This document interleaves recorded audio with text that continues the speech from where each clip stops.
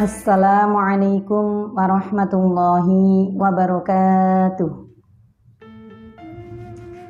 Hamdan wa syukran lillah, salatan wa salaman ala rasulillah wa ala alihi wa sahbihi wa walah. La hawla wa la quwwata illa billah. Rabbi shrah li sadri wa yassir li amri wahlul 'uqdatam min lisani yafqahu qawli, amma ba'du.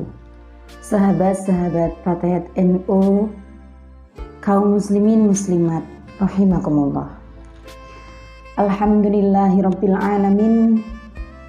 Pada bulan Ramadan ini kita dipertemukan kembali untuk belajar bersama-sama lewat program Fordaf PC Fatayat NU Jombang. Semoga kesempatan ini membawa barokah dan manfaat untuk kita semuanya. Amin Allahumma amin. Bulan Ramadan adalah bulan yang mulia, yang penuh dengan keistimewaan. Ramadan syahrul siyam, Ramadan syahrul Quran, Ramadan syahrul ibadah, wa Ramadan syahrul taubah. Ramadan syahrul taubah menjadi hal yang sangat menarik untuk kita bahas kali ini. Kenapa? Karena di antara amalan-amalan yang biasa dilakukan di bulan Ramadan, taubat itu seringkali dilupakan dan jarang diingat. Padahal sebagai manusia biasa, tentu tidak luput kita dari salah dan dosa, baik itu dosa kepada Allah ataupun dosa kepada manusia. Jadi sudah seharusnya dosa-dosa itu kita taubati, sebagaimana keterangan yang ada di dalam kitab Riyadhus Shalihin karya Al-Imam An-Nawawi dalam Babut Taubah. Di situ disebutkan qala al-ulama at-taubatu wajibatun min kulli dzambin. Bahwasanya taubat itu wajib atas tiap-tiap dosa. Lalu taubat yang bagaimana? Yang diharuskan adalah taubatan nasuha, taubat yang semurni-murninya. Sebagaimana firman Allah dalam surat At-Tahrim ayat 8. A'udzu billahi minasyaitonir rajim. Ya ayyuhalladzina amanu tubu ilallahi taubatan nasuha. Wahai orang-orang yang beriman, taubatlah kamu sekalian dengan taubat yang semurni-murninya. Lantas, bagaimanakah cara kita taubat? Apa saja syarat-syaratnya? Mari kita simak kembali di dalam kitab Riyadhus Shalihin.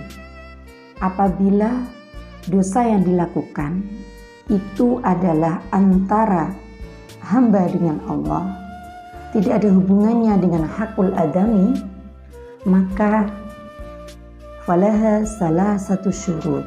Ada 3 syarat. Ahaduha ayyuqli'a 'anil ma'siyah. Yang pertama yaitu segera menghentikan maksiat yang sedang dilakukan. Semisal kita tidak sengaja jalan-jalan terus menemui segerombolan orang yang sedang ngerasani bimbing temannya, kita ikut nimbrung. Segera sadar, segeralah bertaubat bahwasanya itu adalah maksiat. Kita segera berpindah, jangan terus di tempat itu, segeralah berpindah, segeralah menghilang dari tempat itu. Yang kedua, wathani ayyandama ala fi'liha.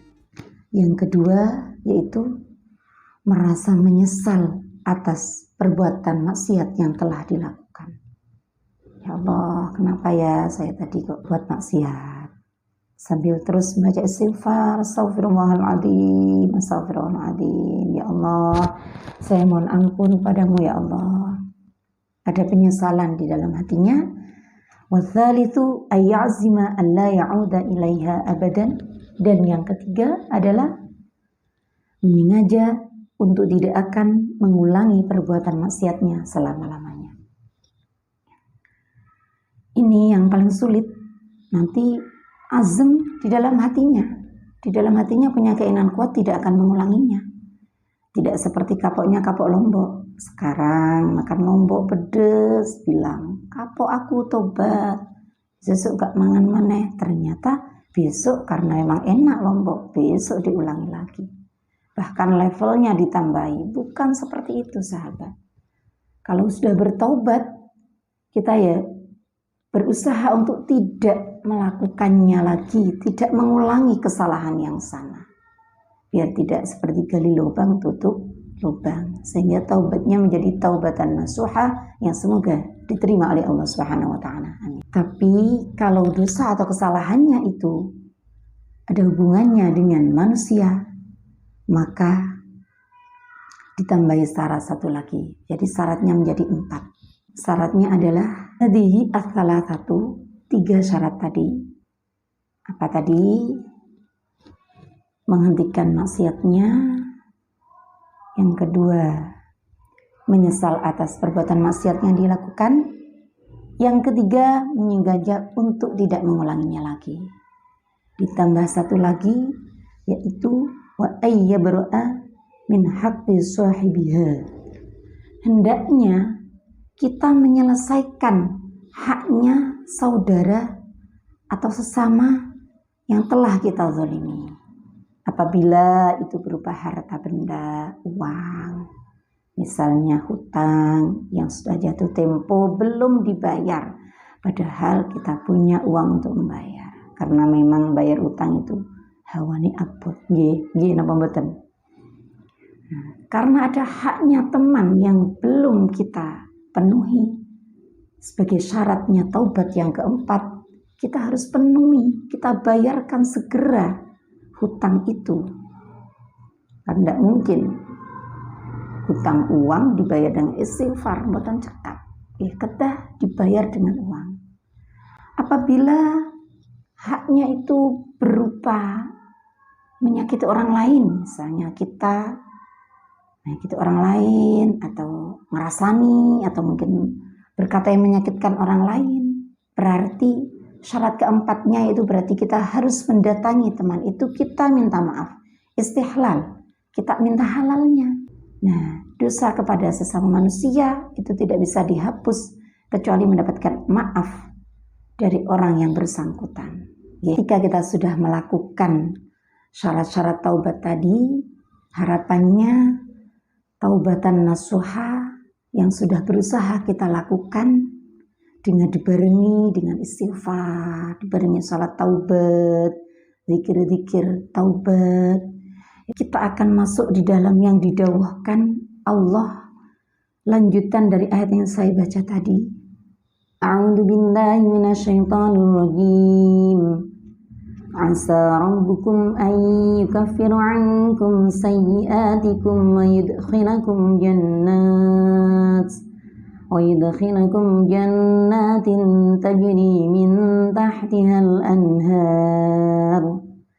Mudah-mudahan Tuhan kamu akan menghapus kesalahan-kesalahan kamu dan memasukkan kamu ke dalam surga yang mengalir di bawahnya sungai-sungai. Allahumma amin. Marilah momen bulan Ramadan ini kita jadikan kita untuk bertaubat. Mari kita contoh Nabi Muhammad SAW, junjungan kita. Beliau adalah maksum yang terjaga dari melakukan perbuatan maksiat.